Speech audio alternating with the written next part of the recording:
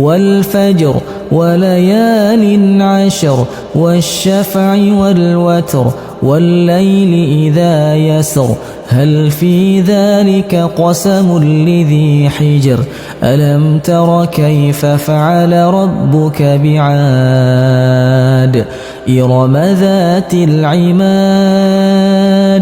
التي لم يخلق مثلها في البلاد وثمود الذين جابوا الصخر بالواد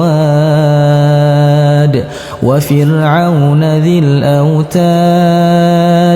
الذين طغوا في البلاد فأكثروا فيها الفساد فصب عليهم ربك سوط عذاب إن ربك لبالمرصاد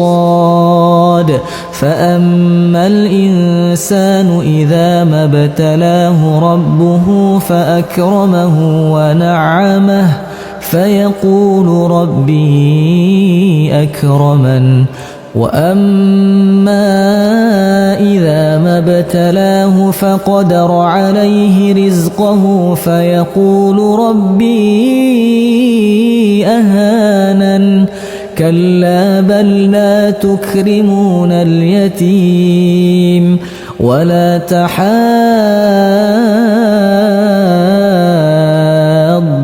على طعام المسكين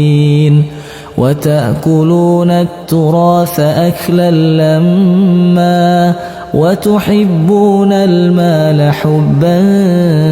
جما كلا إذا دكت الأرض دكا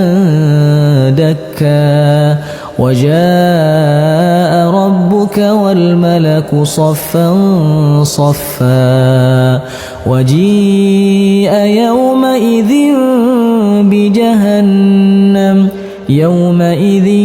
يتذكر الإنسان وأنى له الذكرى يقول يا ليتني قدمت لحياتي فيومئذ لا يعذب عذابه